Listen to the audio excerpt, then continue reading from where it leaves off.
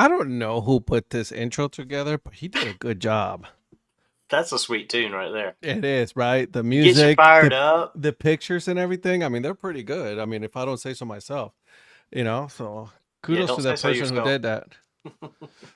Kudos to the person who did that. Welcome everybody to the Dad Hat Chronicle Sports Show. My name is Ed, also known as the Dad Hat. With me, I got three of my four friends usually that are here, but whatever. It is what it is. No, I actually spoke with Patrick already. He is going to be a little late. He is actually doing some work right now.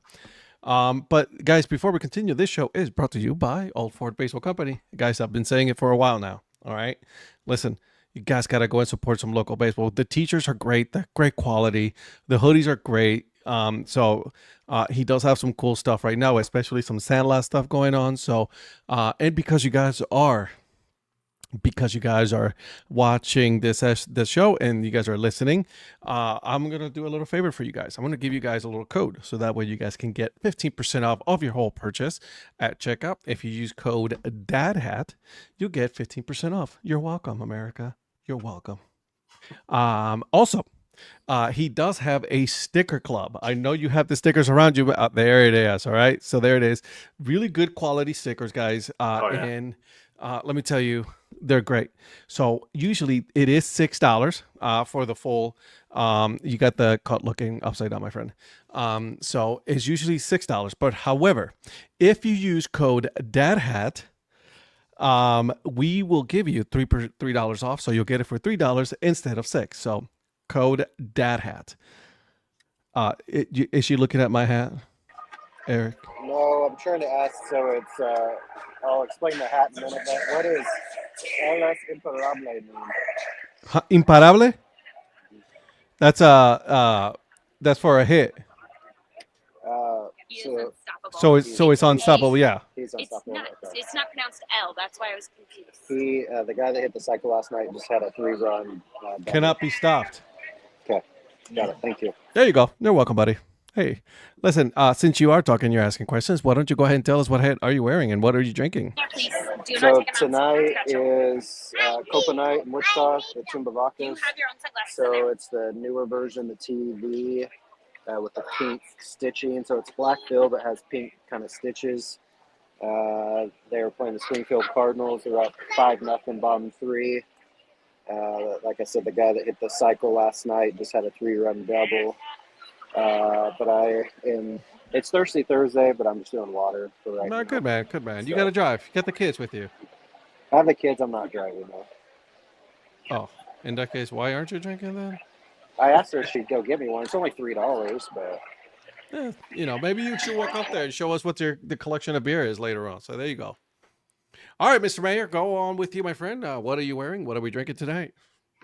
Well, I've got obviously the Holly Springs South Wake Shakes. South Wake Shakes that won our food identity contest. You were showing some pictures today from Holly Springs. You were out there, and it kind of inspired me to pull this one out. And we've already had a conversation about an updated version. I need to get you to get me over there. If they have my size in the 39-30. This was a small. I got this last year at the Curb Rim meetup. Mm-hmm. I think small was the only thing they had that would work for me. It was either small or large or extra large. They didn't have medium. And, so large is it's a little snug, yeah, but it's a stretch fit Zephyr, so it does pretty good. And I'm actually I picked up this shirt, of course, for you guys, the OK Boomer. Of course. It's very fitting. Yep, very fitting. I had to get this one in Schaumburg the other day, so I figured I would wear it tonight since I'm the boomer, the show boomer. That's right. And then I'm also drinking one of Canadian Patrick's beers from Left Field Brewery. I started to grab the IPA, and I was like, "Oh, you're gonna we're gonna give you shit." Yes, we will. So I was like, I'll drink that one on my own in the pool on Saturday. But I went with the ice cold lime Ontario Ale. Ooh. I haven't even had a sip of it yet. That sounds yummy. What I love is all 4 of these cans have one of these cool little graphics on them. Oh, so these are collector's items. These are collector item cans to me, because each one of them has a really cool graphic on the side that kind of goes. It says packaged fresh. The fans demand it. So, I like it. It looks awesome. Nice. real quick before we move on, so I stopped at Holly Springs on my trip. They had a few of those hats, Donnie, but they still don't really have many sizes because I wanted to get that hat, but they haven't got bigger sizes up in. And then there's a girl that's sitting over here kind of by me that's wearing the old school Greensboro Grasshoppers hat. Oh, nice. So it's got the old logo on it. It's white with the green bill. So I thought that was cool. There's a Greensboro Grasshoppers hat too. Nice. I should send Eric one of our bingo cards from the weekend and just let him take it to the games and see how many. And see what he sees. Yeah, How'd that go? it went okay. Hey, listen. Don't say that because Actually, I think it went very. I wish more people would have participated. I guess is my. Is that because you didn't win? No. It's not because I didn't win. No one was gonna win, but definitely the first person We to had get two the winners. bingo was Lynn. Was Lynn. Of course it was. Of course it was. Yeah, Thanks to Ed, he helped. yeah. I got her the winning one, just so you He know. got her the winning one. But on Sunday, Darla came up with the second winner of the weekend. So It was a team effort. Okay, it was a team effort. Well, we're gonna work on getting those guys some prizes. And we just got to figure out kind of what we need to do. You know what she's expecting now, right? What? From you? From me? Yeah, because she told her that you were going to get her some beer. Oh, Darla? Oh yeah, Yeah. I'm absolutely getting Darla the beer. I told her that she won the beer. She absolutely did win the beer. Yeah. We got to figure out what we're going to send Lynn. I don't know if Lynn wants the beer also, or if Lynn wants something else. So we'll figure that out. And it was disappointing because like I wanted to like see some like, but I was like, go ahead, babe, you win. You win. Are you sending out those prizes at the same time Donnie gets his from a couple years ago? Yeah, pretty much. So, all right, Mr. Producer, why don't you go ahead and tell us what you are wearing and what we drinking tonight? Before that, I feel like we also ignored the fact that Lynn had to chase down a kid to win. And I told her where it was too. That's because Ed's like, oh, there's somebody wearing a WBC hat out there in the outfield, and Lynn hunted him down. I've never seen Lynn get up so quick and just sprint, because we were all the way on the opposite side, and this is a 360 concourse at the Chicago Dogs, and she ran over there. Yep. So it was exciting.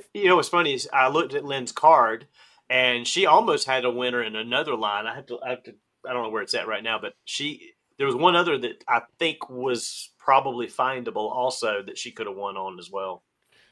We found a lot of stuff, but the problem is we didn't have the number on the bingo card. So, but we were getting them, so it was a lot of fun. I'll say that. The only thing I wish I did different on the cards, which I will do next time, alphabetize the numbers on the back. Yeah, I got you. Yeah, I can see that.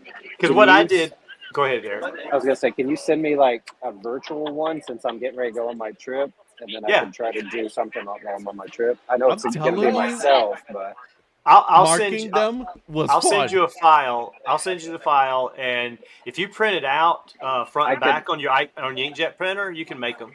He thinks I have an inkjet printer. I do work tomorrow, so if you send it to me tonight, I don't. If you send it to me tonight, I could just do it at work tomorrow since I still work tomorrow before I leave. Okay.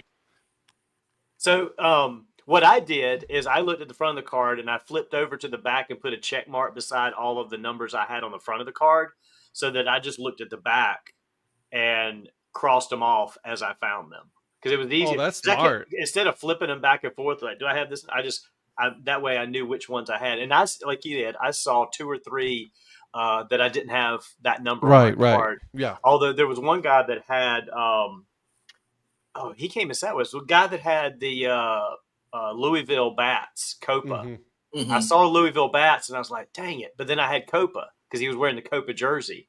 And he was wearing the Copa hat too, I think. No, he was wearing a regular bat. No, it's regular hat. It was regular bats, but that jersey was Murciélagos. Yeah, so when I saw the hat, I was like, oh, shoot, I don't have that league on my card, but then I had Copa, so I at least got part of it. So good job on the both of you, right, to put that together. It was, listen, was there a lot of participation? No, but you know what though, we really enjoyed it. It was a lot of fun, really going through that because I know Paul also was playing as well. So like, The ones that participated, I think, really enjoyed it and had a lot of fun with it. Correct. Well, correct. yeah, like I said, I'm not expecting 100% participation on this, but the people who did it actually enjoyed it. And Kelly was asking you about one of the technicality on the swing of Quad Cities, and I'm like, that's investment right there. So there's like that shows that's a good hit because they actually care. Yeah. Right, exactly. But you know that most of us are going to be invested in something like this because this is what we do on a daily, right? Right. Yeah. So Absolutely. all right, Mr. Producer, why don't you go ahead and tell us what you're wearing tonight and what you were drinking, my friend? Oh, I haven't done that yet. You're right. Tonight's hat is the Piedmont Bull Weevils. This is one that Donnie got me while he was in Kannapolis. When I was there, I got the 47 blue Dad Hat, so now I've got the 5950 for this. And unlike Donnie, who's a people pleaser with his Canadian beer, I have decided to drink the Passion Fruit IPA Crush. See, if I'd have just gone with that, you and I would have had the same beer. We could have been drinking the same beer. The custom art with that one. I'm not an IPA guy, but you said passion fruit. See, I'm the same way, Ed. I'm like, there's some IPAs they do. There's like pineapple and others they do, and I'm like, oh, cool, pineapple, passion fruit. Come over to the dark side. IPA, and then I'm like, Oh, I Give mean, it a chance. If you have an extra and want to throw one in, but if you don't have any extra, I don't want to replace a good one. yeah.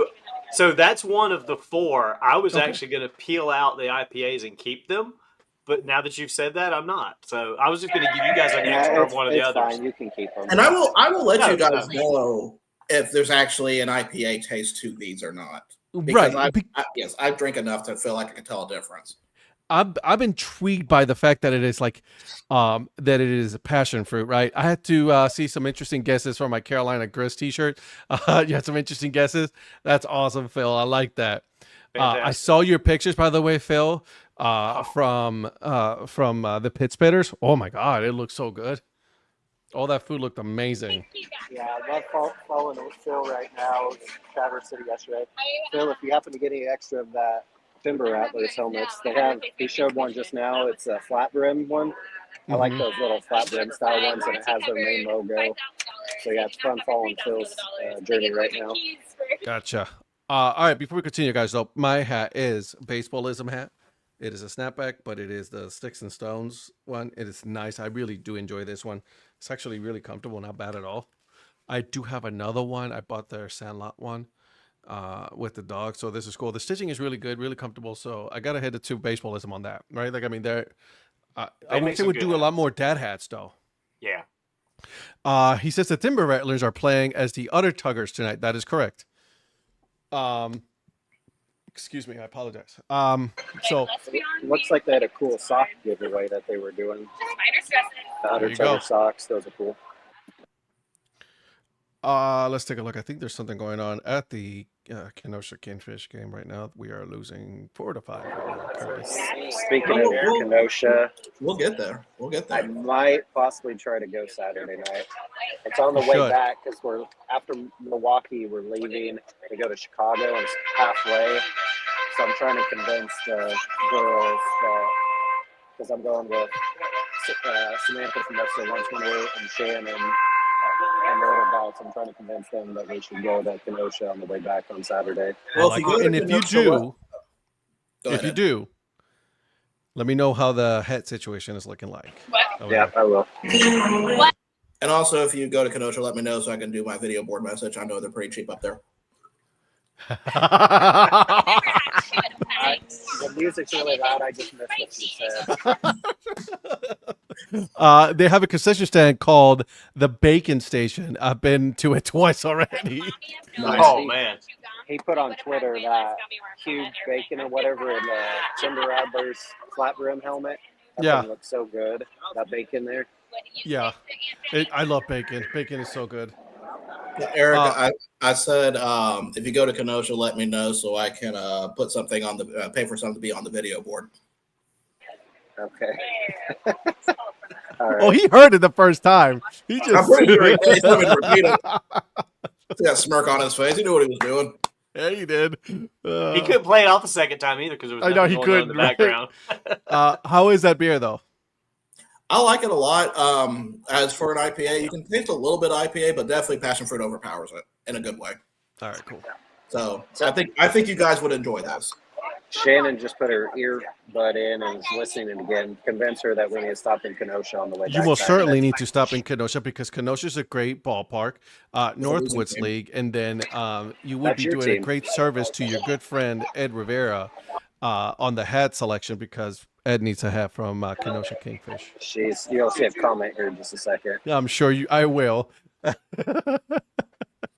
All right, Mr. Damn. Producer, what you got for us? Speaking of Kenosha, let's go over our Northwoods Let's League do. our matchups right now. So in first place, it's Patrick. Like no one really cares, right? Madison No. Mallards. They're still like one game behind. He's not even here, so yeah, we don't care. Second place, just half a game behind, is the Wausau Woodchucks.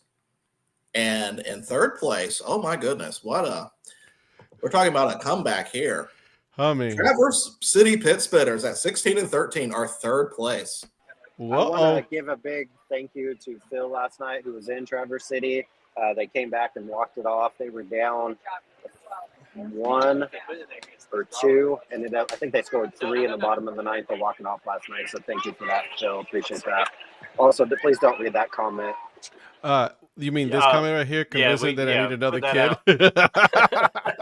Look at her behind her. She's like sneaking in to see. With a little pink bow, because obviously you know what she wants. She doesn't want a boy, right? And she wants another boy. Think of the tax breaks.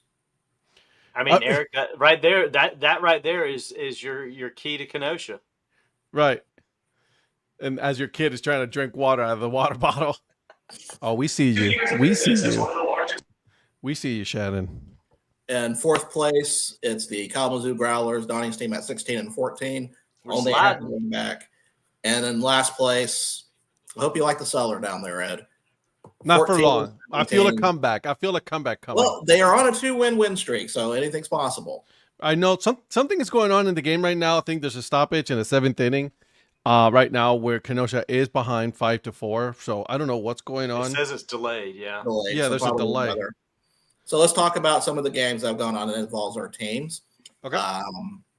It looks like, let me see, this is a doubleheader. Yes. Kenosha Kalamazoo is currently in a doubleheader against the Battle Creek Battlejacks. They won. Battlejacks won the first game 5-3, and are currently down in the next game 4-1.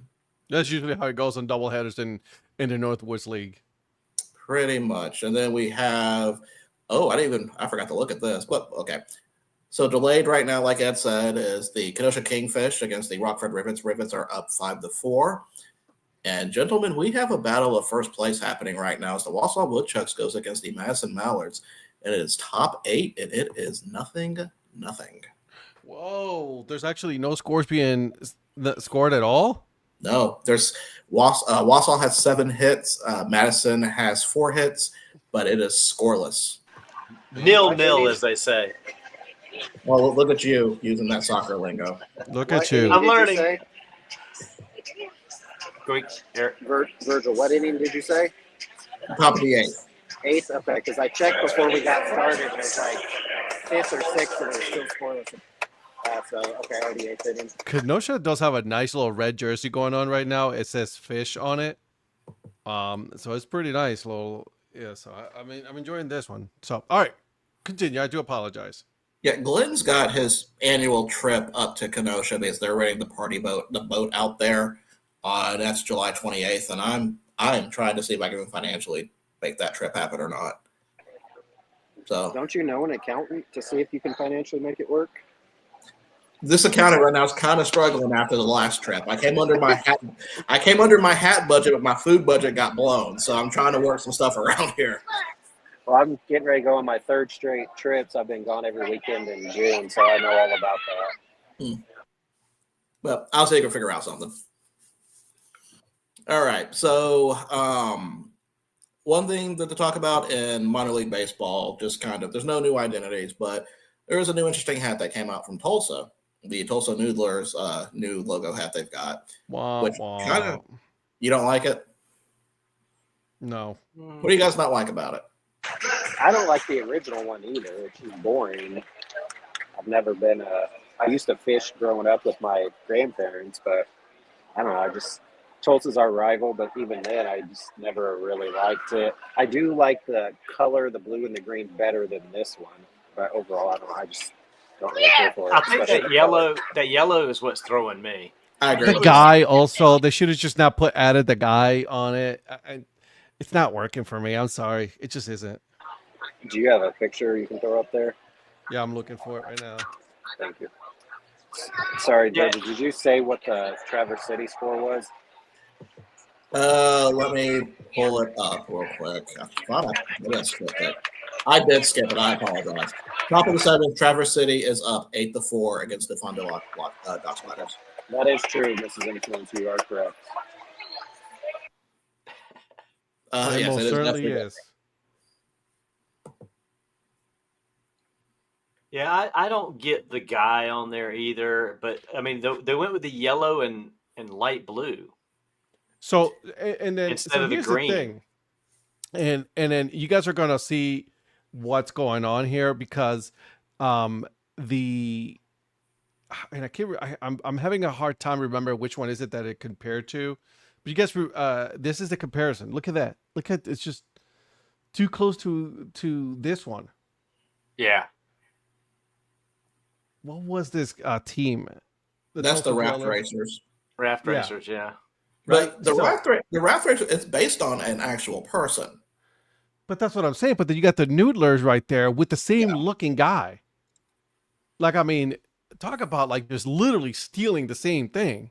Well, Like, after you go Raft Racing, you go Noodling. I don't see that's like a that's Well, like it's a the same. normal- it's a The that's- identities are for the same team, though, Ed. Yeah. I know, but it's just do something different. Don't. Yeah, I get it. It's like they've got this character, and they're just going to put this character. They're in trying all to the build this alternates. character. Yeah, this Yeah, year. I'm not Real original. I'm I not like. against that in a way because I mean maybe in a way it could be like a mascot for them in the future, like that next to is it Hornsby, their main mascot? I can't remember. Yes. Yeah, next to Hornsby. So I mean, like I can understand why you would want to feature that more. My problem was just the color scheme because I thought the green was the unique part of that. Yeah, Identity the first time, not the blue. yeah. The neon green was the seller for me on the original Noodlers logos when they started doing everything. That's so beautiful, Phil. Look at that. I'm just showing Phil's. Oh God, that looks so good. That's Wow. amazing. Oh, That it is is amazing. bacon. It's bacon, guys. It's bacon. So, I'm Bacon hungry. makes everything better. It does. It most certainly does. All right, go ahead, Mr. Producer. Okay, so now I will be going over the NBA draft. I'll be going all the players and their stats and their colleges, where they went, what country they're from. I'm not going to do any of that. I don't even know what happened. I know Cooper Flag got drafted. That's really about it. Their girlfriends and whether they were upset being sent to Utah or Toronto. The people purring over that one guy's mom was a thing apparently. Yeah, it was. So that's pretty much what it is for the NBA draft. See, I don't even know that, so that's I how believe it's that's how called uninvested I am. Is it called a MILF? That's exactly what that is. Yep. Yes. Oh, I mean, they weren't wrong. No, Hey, they decided to join us. Oh, look at that! How exciting! Hey, sweetheart. Yay!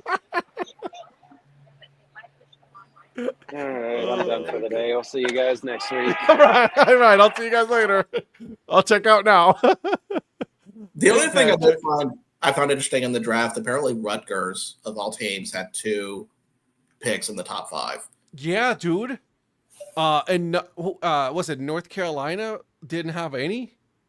Well, North Carolina barely made it to the tournament this year, so that was kind of expected. So I was It's a like, shame the Lord. Brooklyn Nets didn't have any picks. It really was like, oh man. I mean, and like, could they please draft a guard? I mean, please. Hey, listen, the Cavaliers didn't have anything in the first round, so I didn't give 2 shits. Would you have given a shit if they did have something in the first round? No. Yeah, there's only one UNC guy that went in the first round. He went to Atlanta. That was Drake Powell. But you had 2 Duke guys that go in the top 4. But Duke was legit though. Yeah. Duke had 3 top 10. I could have won the bracket tournament things if that loss they had was not was expected. yeah. They should have won it all. They should have. Well, I mean, one of the draft picks was flagged, so you know. See, that's why I Okay. get this guy out of here. The last half hour is great on the show. Are you drinking Sprite When out we of a get to- can? Well, Sprite plus tea because I'm fancy.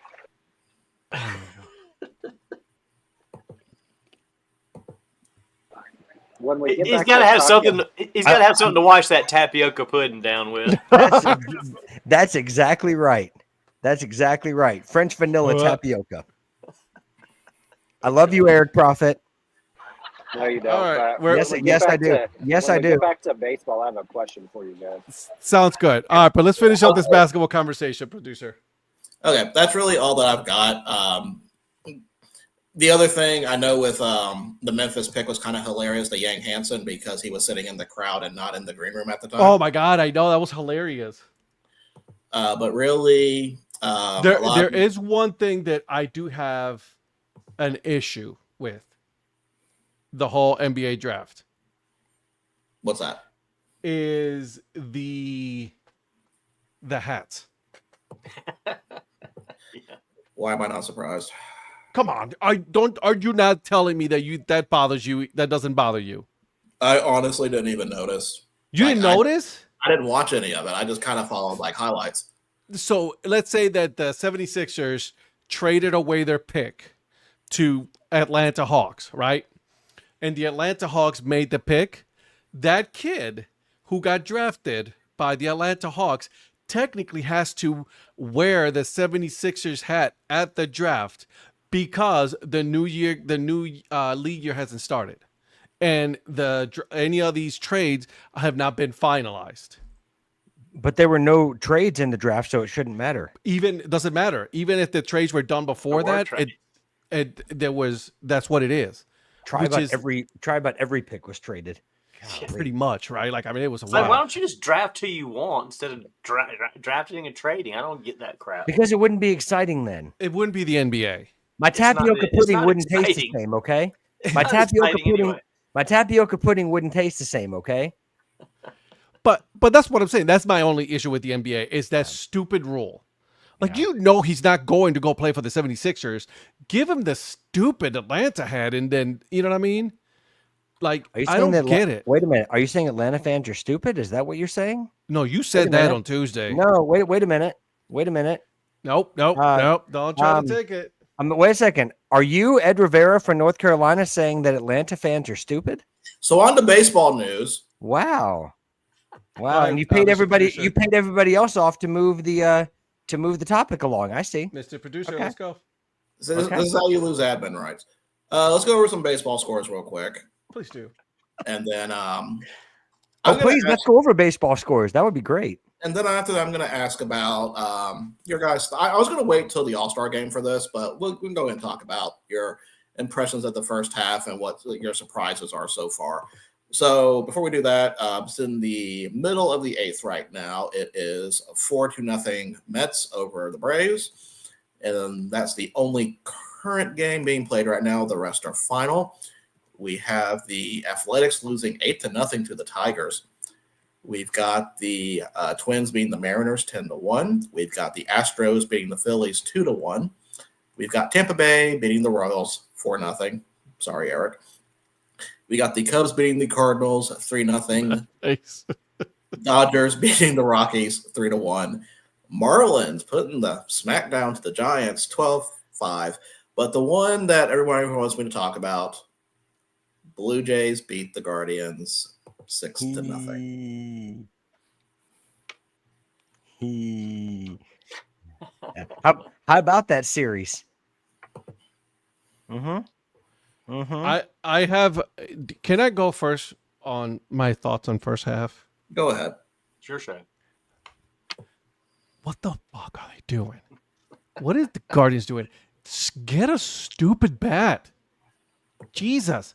Like, Eric, I know you're in the same spot as me, but like, this is so unreal to me. Like the fact that like you have not gone out and get a solidified first person to just give.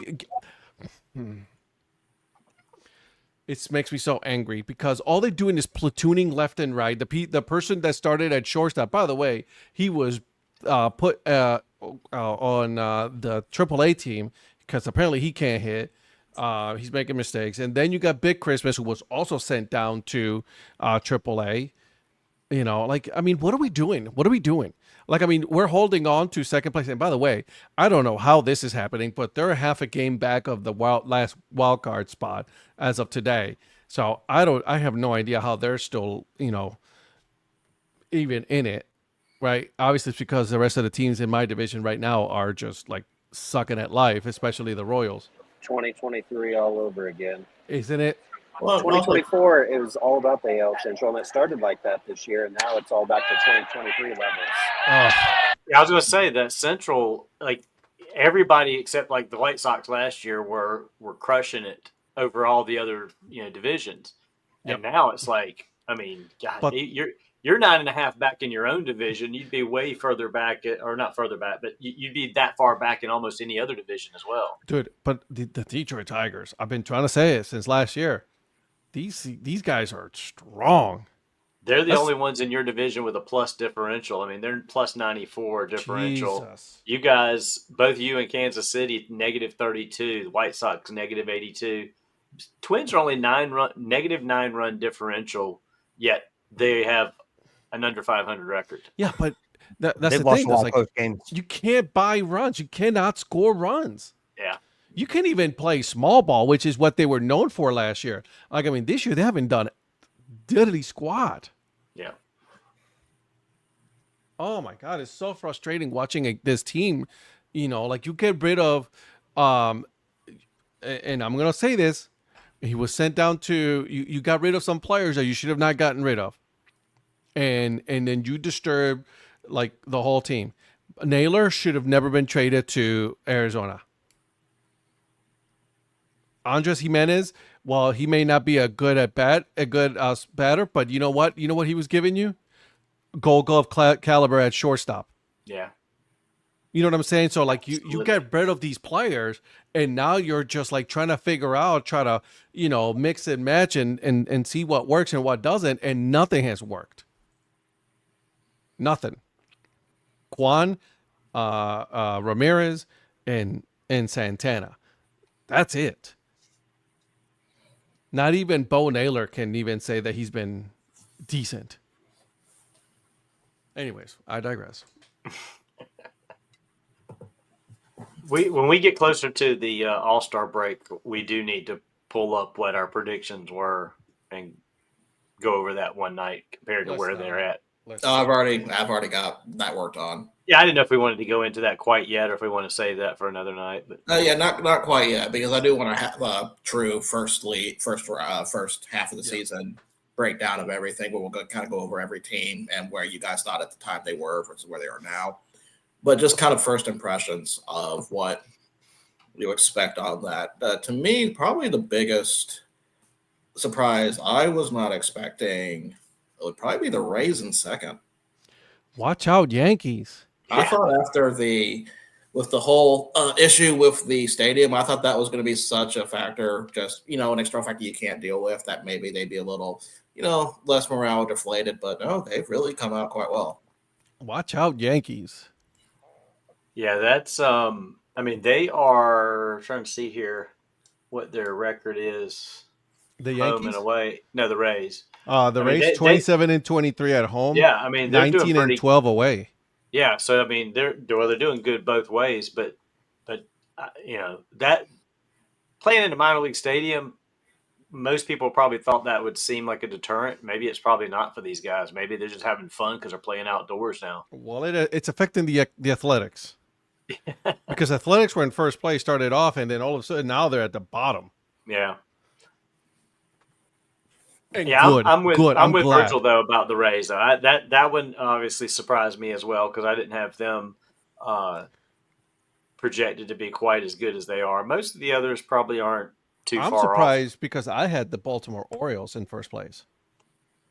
Yeah, Yeah, Baltimore. We that thought, one I can't explain what happened. yeah, because they made such a good run last year, and they had the only issue that I felt they had last year was that they just were still very young, Mhm. and I thought that this year they would be better because of that experience, and they've regressed. I think Big it was time. because they didn't Well- nobody expected them to do anything, and they didn't know any better. Th- That they did so good, they succeeded, and now that they have a year under the belt, it's like we have expectations. Well, Yeah, I think the biggest thing with the Orioles is that they didn't invest in enough good pitching.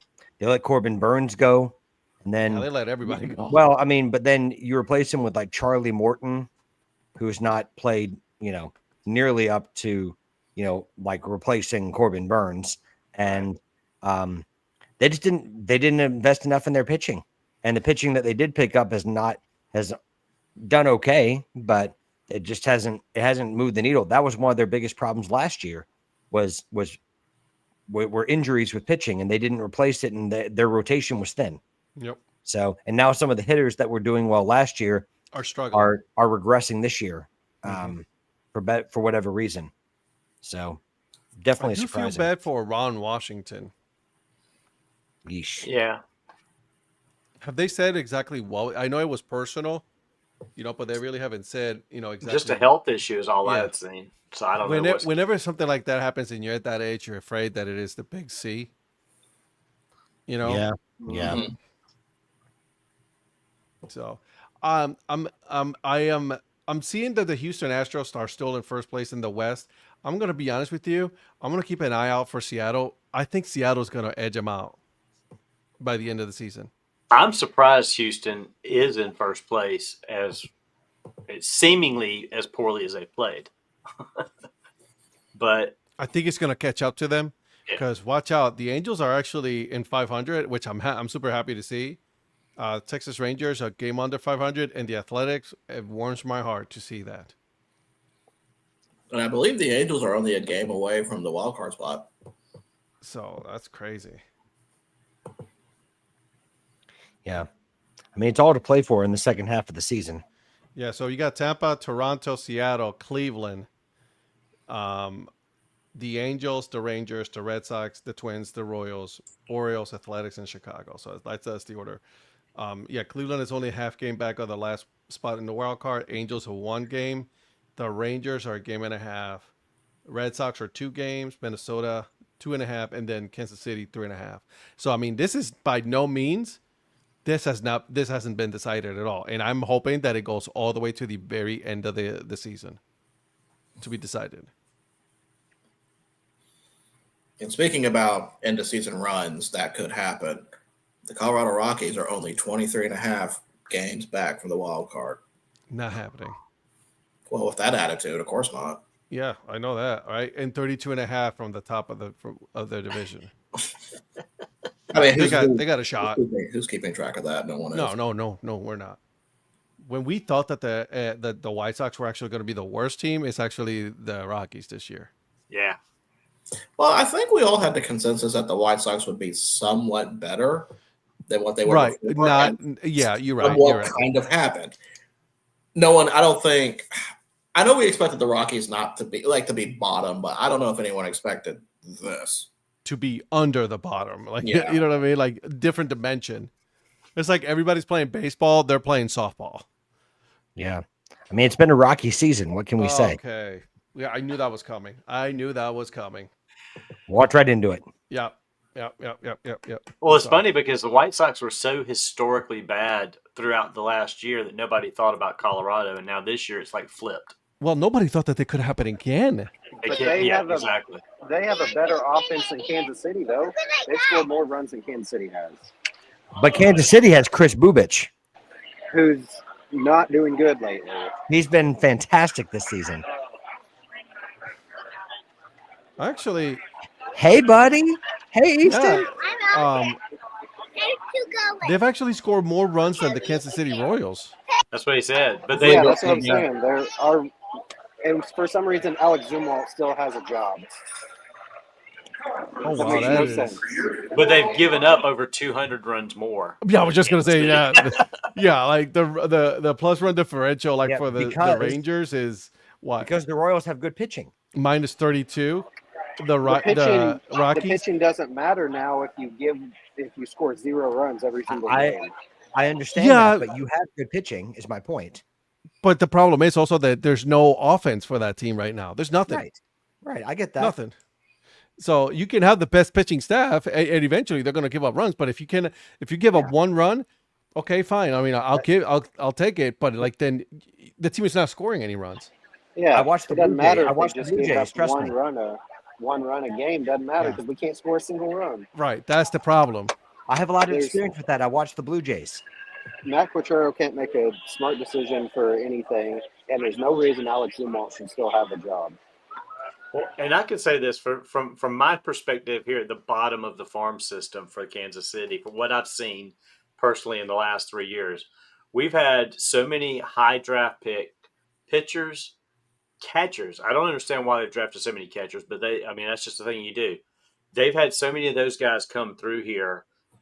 They've had a lot of pitchers come through here. Kansas City should have a depth of pitching. They've got a backlog of catchers. What they don't have is what Eric's talking about. There's not a lot of power hitters. There's not a lot of hitting fielders that are coming through their farm system that are ready to make that jump. So, they're going to have good pitching, but they got to find somebody that can hit it. Right. Well, hold on to that thought about farm systems because I do want to circle back on that. But before that, I was looking over at the standings and just kind of looking at stats only I care about. You guys believe that the Colorado Rockies do not have the worst away record? No. There is one team that has a worse away record than Colorado, and that is the White Sox at 9-32. Wow. By 1 game. By 1 game, but still By it counts. 1 game. Still counts. Yeah. Oh my God! By 1 game, this cat complains like he didn't just get to see the Royals win in person Amen. last weekend Amen. in San Diego. San Diego. But amen. Wait, Wells. good point, Mr. But then Influence. they lost the next 2, and then the Listen. next 3 after that. So it's been 5 in a row. Yeah. Listen, This is influencer- Shannon, I gotta say though, I actually do feel bad for Eric because I'm in the same boat right now. Like it is frustrating to see my team, like completely just not like what's like as a fan. We've watched so many baseball games, right? Like we know, okay, guys, you need a bat. How many times have I been saying this? How many years have we been doing this? I've been saying Cleveland needs a bat in that lineup. They need a strong bat, right? What do? They do the absolute opposite. Should they have not gotten rid of Naylor? No, they shouldn't have. They should have kept them. This is true too. No, I know he would do it. Like he hates Cleveland, Yeah. He wouldn't do it for me. He hates me. but Correct on both. Naylor should have stayed in Cleveland. They should have kept him. You can tell by the interviews that dude hates his life in Arizona. What would he have cost? You know, Daddy, Daddy, what do I can't remember what we got. It wasn't something like I don't think we even have him on the team anymore, to be honest with you. So I think it was just more of a salary dump. What was he commanding? 10 million? Something like that? I would have paid it. Well, Josh Naylor's having a phenomenal season for Arizona. Batting Yeah. over 300, batting for power. Exactly. Yeah. And what does Cleveland have? Big Nothing. Christmas. In AAA. Big Christmas. In AAA. at this point, I think the Royals, they sent down, just like it was you guys, they sent MJ Melendez down to Omaha. He's been hitting pretty well, so at this point they have no offense in Kansas City. Might as well bring him back. Mm-hmm. I mean, he's not going to hurt the team. He's actually better defensively than most of what they have. Caglianone's actually played a better right field than they expected because he was, besides a hitter, he was a pitcher at Florida.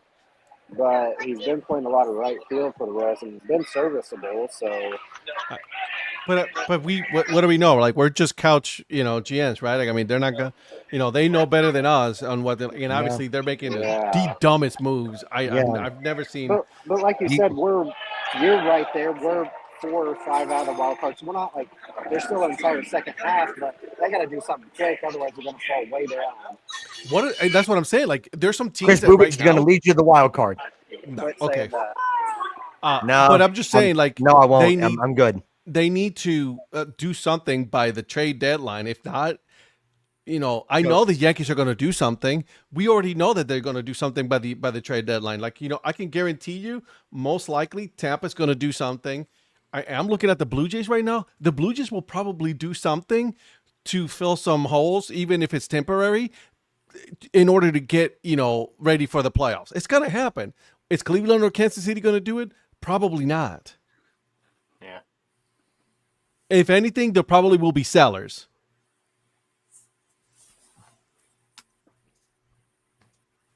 Sorry, Mr. Well, do you think that? Well, I was going to ask you that. Do you think the Guardians are still going to go for it? Because you're right in the thick of it. This was 2023 all over again, like Eric said. In 2023, we were in the thick of it, and what happened? Yeah, they were sellers. Right. I get it. And then we missed the playoffs. Yeah. But I'm not expecting anything from this team right now. I'm not. Do you have anything to sell at this point? The only thing that probably they can get rid of is Bieber. They might get something for him, right? Some people are looking for some pitching. He's coming back in a couple of weeks. He is starting to do some rehab starts. Santana, maybe, if they're looking for a veteran first base that can give you some good opportunities at bat. But that's pretty much about it. They're not going to get rid of Ramirez. They're not going to get rid of Kwan. They're not going to get rid of Kwan. Kwan is not going anywhere. I would give like an arm and a leg for Stephen Kwan. That guy's any team. That guy's unbelievable. Unreal. Nolan Jones, maybe, because this is the last year, so maybe go to a playoff team. I think Carlos Santana is your biggest trade piece at the moment. Yeah, it'll be Santana, Bieber, Nolan Jones. That's it. That's all we got. There's nothing else. Yeah. Eric, serious question: is Jonathan India still hurt, or is he just not producing? No, he's been in pretty much every game. It's just terrible. There it is. There it is. And he's so terrible. they said they're probably going to get rid of Seth Lugo, which is our best pitcher. Next to Chris Bubich. No, ahead of Chris Bubich.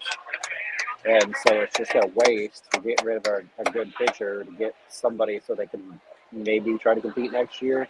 Maybe. What about Michael Wacha? Garbage. I mean, he's not wrong. Okay, so I'll give him that. Michael Lorenzen had a no-hitter in Philly and has done nothing since then.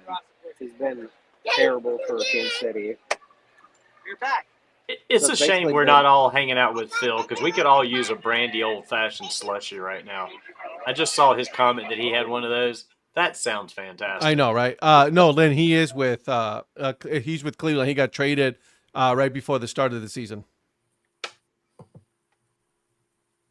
And of course, the Cleveland of the North, the Blue Jays, with 4 ex-Guardians, 4 of them. By the way, thank you for Miles Straw. Right. Miles Straw killing it. Jimenez, again, at second or short, playing, Gold Glove caliber, But games. only defense. He's not hitting. Oh, yeah. He's what? Not even a buck right now batting? He's a $194. Yeah, that's bad. But, I mean, listen, I'll take that right now in Cleveland. I guarantee you that I would take that over what we have right now. He gets hits. It's just that he's so inconsistent with like his hitting. He's great in the field. Yeah, he's also batting 9th, so he's doesn't have any opportunities for scoring runs. Right. So that's bad. And who are the other Guardians? Nick Sandlin? Sandlin, yeah. Sandlin's in there. So and then third base. You what? Oh, Ernie Clement. Ernie Clement. Ernie Clement's had a phenomenal season. Again. So they're basically just the North Lake Guardians, right? Yeah, pretty much. North The Side Lake Erie Guardians. Lake Erie Guardians. Yeah. Listen, Erndog is a grinder, man. I love that guy. Ernie Clement, I love Jimenez, the way he plays on the field. Sandlin, he was inconsistent. That's why you didn't see him And he has been again. Right, exactly. He just So got back from injury. He just got back from injury. I'm not surprised there, right? So it's like, oh God. Yeah. And the Blue Jays have had injuries like galore. I mean, they've Like Santander is hurt. Mm. Dalton Varsho's hurt. We haven't had our full lineup for like, for most of the first half. Jimmy Garcia is hurt. Like we just got Scherzer back. I mean, so we've been doing this like with just, hey, it's my burner account.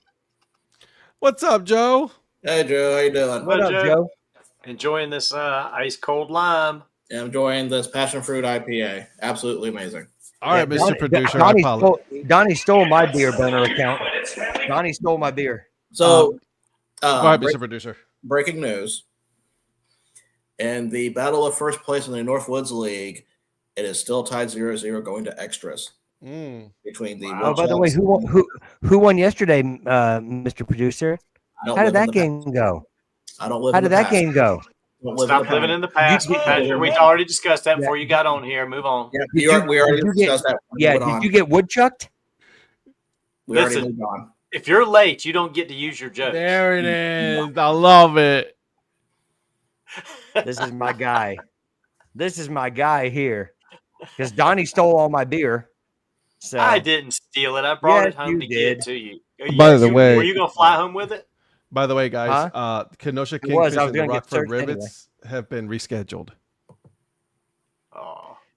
Hey, maybe the Mallards and Woodchucks will get rescheduled to 0-0 in the 10th. Can I say something though, guys? This women's softball league, in the Northwoods League, it is good. Oh, by the way, we have teams for that too. We just never gone over them yet. We do, and let me tell you, they are good.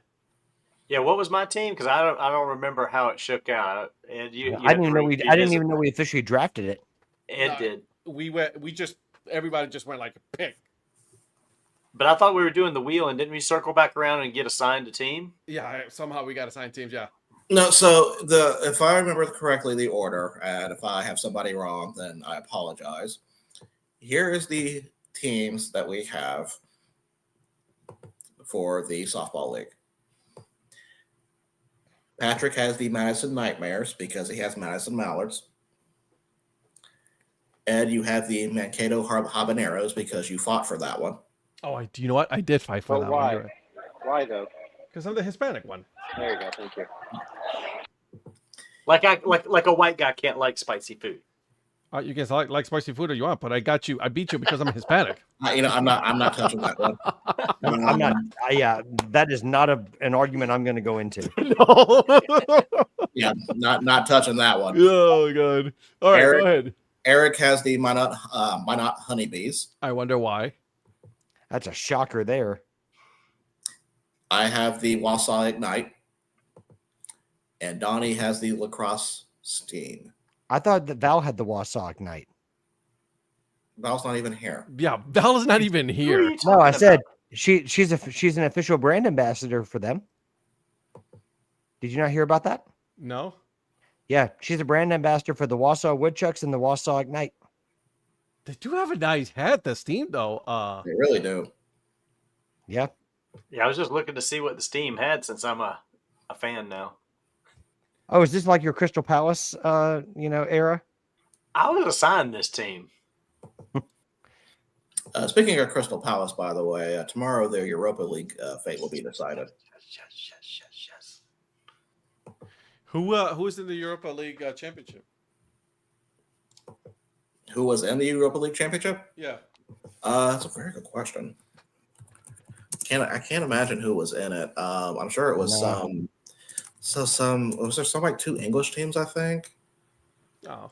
Was it Fulham, I think? Was Fulham in it? Some London team? Was it Arsenal? No, it was Luton Town. Luton Town, thank you. Thank you. Okay. Luton Town. Yeah, Lynn, the Nightmare logos is really nice too. Yeah. Oh, and Virgil, what are the standings in the NWL softball league? I was just curious. There we go.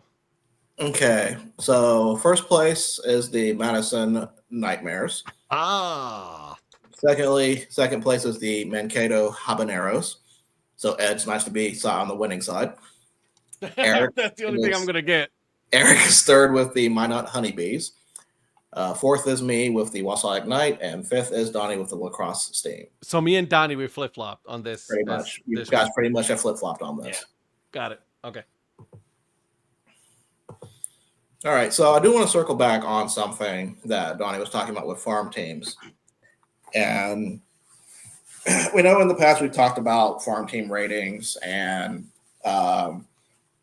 prospects and certain leagues and all that. But how much do you think farm ratings actually correlate to success for the major league club? The biggest example, of course, would be Tampa Bay. Because usually they have great farm teams and tend to make the World Series once in a while. Donnie actually mentioned the years of, I think, like the 2020s years. 2021, 2, and 3. Yeah. But for me, I would even go back and say, look at that 2018 and realize how many of those players came from, like Carl Crawford was from farm system. Even Evan Longoria, I saw him play at Montgomery. Ben Zobrist, someone also said play at Montgomery. He was kind of a late bloomer when he first joined Tampa Bay. But overall, these were quality players that they've produced. So my question is, how much onus do you actually put on farm systems for a club? That's a good question. I mean, I've always personally, and maybe the numbers would bear this out differently, but I think, because a lot of people say it doesn't matter because the teams are always different first half, second half. If somebody gets hot, they could win. But I don't care what that means as far as first half, second half. If you win the league, you've had players good enough at some point at least in the second half of that to be successful against all the other teams. So I just think the teams that have the good farm systems are always competitive. But I guess I also asked you guys earlier too when we were texting about this. If you take the top teams in Major League Baseball, do they have the top farm systems? And I don't think that's always the case because a lot of the Dodgers, Yankees, and several others, Red Sox, they may not have the best farm system, but they go out and spend the money on the the big name players at the major league level to improve their team, and they trade away a lot of their farm system players. Well, let's talk about here are the top 5 farm teams. This is as a preseason right now. They haven't done the midseason rankings, but for preseason, number 1, Detroit Tigers. And I actually want to put an aside on this one real quick because I got to see West Michigan Whitecaps twice. I saw them at their home, and of course, I saw them at Lansing. And they have a very stacked team already. They had Max Clark there, which is, I think, number 6 in the MLB. And they had, actually, hold on, let me pull it up. They had Kevin McGuingle, which is also number 28. So, and they played like they were, they run everything. So and if you look at West Michigan's rankings right now in the Midwestern League, they are pretty far ahead from everybody else. So after Detroit, the second place team is Tampa Bay, which is usually the mainstay. They're usually top 5, top 10. Mm-hmm. Third is the Boston Red Sox. Okay. So that's when you kind of get into the questions of historical versus a good farm team versus how they've been in the past few years. Boston, to me, comes off as a team that usually trades their prospects to buy names. Correct. So that's the other portion of what you have there. The 3 teams that I can think of that do that is the Yankees, the Dodgers, the Red Sox are notorious. Also, the San Diego Padres, notorious for trading away farm system in order to get big names. Yeah. Well, it's funny you mentioned the Dodgers because they are number 4 on this list. Mm-hmm. They've done a good job, but they also do that though. Who did you say, the Dodgers? Mm-hmm. Yes. Where's that coming from, though? They have 1, 2, 3, 4, 5. They have 6 top 100 prospects, which I think is kind of unfair because number 1 prospect on here is Roki Sakazaki, and he was. Oh, come on, man! That's a major league player right there. That's a major league player right there. So I kind of call BS on that one a little bit. But the Dodgers also have some players in their major league team that have come out of their system. Dustin May comes to mind. So I mean, the Dodgers have done a good job of of using players from their system. They've signed good players too, but they've also not depleted their farm system in order to do it. They've just gone out in free agency. They haven't done it through trades. They've done it through free agency. Free agency. They overpay everybody. Yeah. But I'll also say, look at the last sustained run of Yankees success. Look at who was on their team: Bernie Williams, Derek Jeter. They all came through their farm systems. Yeah. So while yes, they did. I mean, everyone knows they signed, your Jason Giambis, your Mark Teixeiras. I mean, and they did sign players to complement that. But I also can't overlook the fact that, like Gene Stick Michael comes to mind about, making sure Steinbrenner, looked at players within his own system to also fill key positions. I am not late. Go ahead. Sorry. Well, I'm not one to defend the Yankees because, I'm not a Yankees fan, but I can't sit here and say they didn't have anybody from their farm system come through and be part of their success. Mariano Rivera. How long was I was just going to say the late 90s, but also how long was Steinbrenner suspended, right? That he couldn't do anything with the team during that year. Yeah. I mean, that was a year where it's like, they went into the farm system, they fixed all of that, and as soon as he got back, he's like, F them picks, F them, players. And then he got back to Steinbrenner stuff. Yeah, mid-90s until mid-2000s, they developed their farm system. Those guys all came through, and they have sustained a lot of that. They have brought a lot of guys along. Yeah. In the last few years, they just haven't had as many good ones in the last few years either, because they have traded some of those pieces for some names along the way as well. Yeah. And Lynn brings up a point here. Mm-hmm. Yeah. I mean, another Dodger that I think he doesn't wish not with the Dodgers right now anymore, but he was the first one I thought about when we were talking about him, Corey Seager. Yeah. Yeah. Yeah. Yeah. All right. Fifth is the Seattle Mariners. They've grown their players. Yeah. Who are the worst? Well, before I get to the worst, I was going to stop at 5, but then I saw number 6, and number 6 is the one.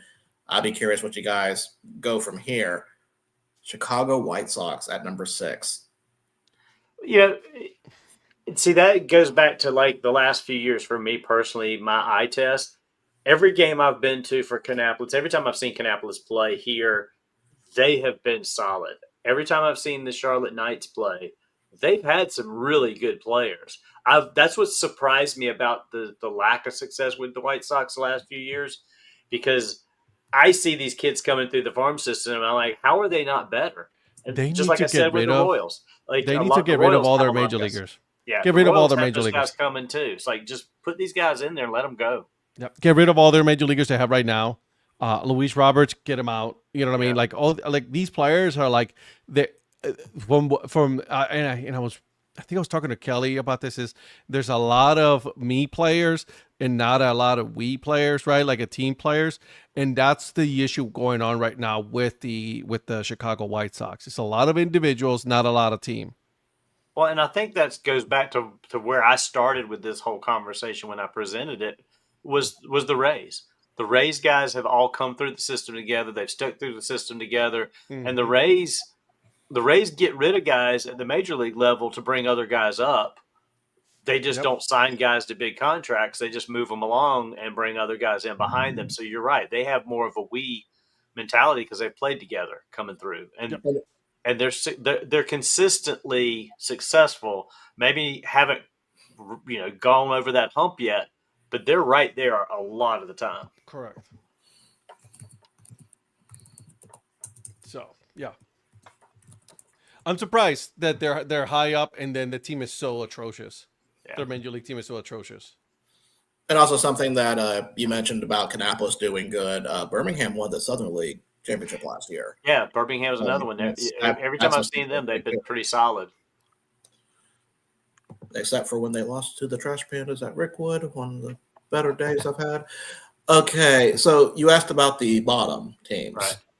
All right, so I'm going to start at 25 and then work our way down. 25th is the San Diego Padres. They only have 2 top 100 prospects. Both of them are above top 50, to be fair, but still, it's just 2. Mm-hmm. That's surprising. 26th. This one does not surprise me because they're kind of another buying team recently. Atlanta Braves. Yeah. Doesn't Yeah, surprise just me. watch the Gwinnett Stripers. That's all I'll say. Goodness me. Well, and you have talked about how poorly the Stripers have performed the last few years. Yeah, and that right there shows you that Atlanta's got nothing coming in behind what they got over in the north side. Well, a lot of them just come through Columbus now, or when it was Mississippi, and like Michael Harris jumped straight above Gwinnett. Drake Baldwin basically did, and Drake Baldwin spent like a cup of coffee in Gwinnett, and then he was already in the majors. AJ Smith-Shawver, same type thing. So that's actually a trend with another team that's going to be on this list too that we'll talk about when we get to them, about calling them up from AA, which kind of gave away who it is if you know what I'm talking about. Number 27, Toronto Blue Jays. Wow. Although I will say, coming into the season, I didn't have a lot of hope with some of the prospects, but we've had some prospects really come through this season and do really well. It's like Treya Savage has already made it. Our first round draft pick in last year's draft is already in AA, and he's dominating. Kyle Steven went from Dunedin up to Vancouver. Arjun Nimala, who's the youngest player in the Northwest League, is among the league leaders in homers. Our shortstop, a potential shortstop of the future. So there's a lot of things to like, and I think we're going to be a better ranking come next year than we are right now. I really do. Well, let me see historically where you guys have been at. I mean, historically they have been in at least the bottom 20. This is their lowest rank out of the last few rankings they've given. So I think you probably have to bounce back. Number 28, and this team has really fallen off a little bit. San Francisco Giants. Yeah. It's funny because don't you have Posey? Buster Posey. Yeah. Buster Posey, working with, with all of that? Well, keep in mind that this is 2025 preseason, so he just kind of got there. Yep. So that's something to keep an eye on for sure. I'll see how he does. Number 29 is the Houston Astros. Not surprised again on that one. And then last place, the team that is the parent club to the Rocket City Trash Pandas, Los Angeles Angels, which I still think is a little unfair, but that's just me. Well, it's surprising that Houston's been as successful as they are if their farm system is so bad. I think it goes back to the buying of the players. Yeah. See, I was just going to ask any... about another team. Which team? The Colorado Rockies, their farm system. The Rockies are, let's see how far up I have to go for the Rockies. 18. So middle of the pack. Middle of the pack. So teams that the Rockies have a better farm system in as of the preseason, Texas Rangers, St. Louis Cardinals, and the New York Yankees. Wow. Jesus. See, I don't know how this really even correlates with the minor leagues because you said Houston's at the bottom. Sugar Land just won the AAA National Championship last year. So where are those guys? Well, see, I always feel that your farm system, you get a good gauge of your farm system in AA or high A. I feel like AAA, you just have a lot of the stalwarts that just kind of just hang around until an injury happens. Mm-hmm. So if you're saying AA then, and you said LA is at 4, the Tulsa Drillers are terrible. I don't know. They're not helping any. Oklahoma City went to the AAA National Championship 2 years ago, didn't win it, but well, I think also some teams are just different because, like, look at the Tigers, for example. They already have a stacked lineup already, the way it is. Correct. They don't need to call up their players right now. So they can develop down there. They can develop their players like in single A. and then kind of work their way up to what they need to be.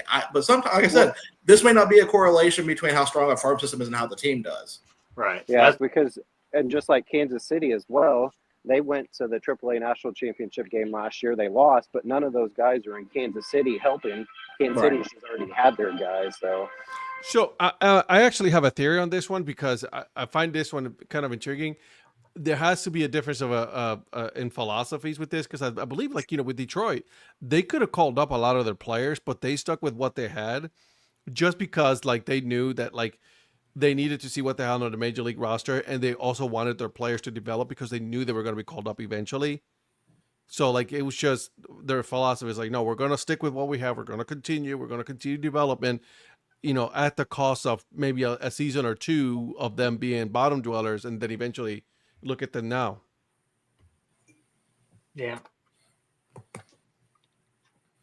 The thing is, how many of these teams that are in the bottom now have that kind of plan? Like Pittsburgh, for instance. I mean, there's a lot of talk about Pittsburgh should dump Skeens and get what they can for him because he's their only asset right now. Well, no, like, and really, I'm like, really? Well, is he the only asset? Because they've been developing guys. Like, why are they not better? Yeah, if O'Neal Cruz keeps giving up on plays and not running out, ground balls, then he might be the only asset that they have. Because And see, Pirates have historically been a top 10 farm team. Yeah. I think they kind of suffer from what the Marlins kind of do, that they do fire sales. Or, you don't see a lot of these players because they always end up having to cut for salary or trading for players. So, yeah, Pirates. But that goes back to bad ownership. Yeah, that to me, that's an ownership issue. Because right now, Pirates are sitting at 14th. Yeah, that's bad ownership. That's just what it is. It's bad ownership. And I remember some of the players that came up. Like, I remember seeing Josh Bell for Indianapolis, and it's like, oh, God, this guy's great. And then they got rid of him. Yep. That's the thing, though. It's like as soon as they get some kind of level of, like, value, the Pirates are like, they just get itchy, and then just like, we got to sell. You know what I mean? And that's just bad ownership. It's as simple as that. Same with the Marlins. I mean, and again, it's not my money. I don't have that kind of money, but I don't understand why when you have that level of money, you don't sit there and say, well, okay, what if the next couple of years we don't make as much profit, but if we're a better team, we'll eventually make more profit because we'll be more successful. They don't look at it that way. Yeah. I hate to say it, but look at the fucking Yankees. In today's I'm going a little off base here with going out sports, but in today's corporate culture, it's not about long term anymore. No, you're right. It's short term success. Yeah. So but luckily there are some people that still look at the long term for things like that, and those, sure, they'll have a bad year, maybe 1 or 2 or even 3 years, but eventually, they'll have that run. I mean, that's what happens. Like, look at going to the NBA. Look at the Thunder. Yeah. After Kevin Durant, Russell Westbrook, James Harden, and Serge Ibaka leaves, sometimes they made the playoffs, and sometimes they were still, but they had some bad teams that year. It took a lot of time and patience to invest to get to where they are. Correct. I feel like some teams in baseball do that, but some they just want to have quick fixes. No, some of them just look at it as a cash cow. Yeah, because I mean, if I'm the owner of the Pirates, I am investing as much as I can to bring people in to put around Skeens and these other guys. And my mental process is I've got 5 years right now that I've got to load everything I can into this team while I've got this generational pitcher to build around and do it. And they don't look at it that way. Well, I mean, I'll give you a perfect example. Cleveland Guardians, the Dolans, literally said on national TV, being interviewed, that we better enjoy Francisco Lindor while we have him. Literally said that. So if you're a fan of that team, like, why would you even care at that point? Why even fucking bother then? Yeah.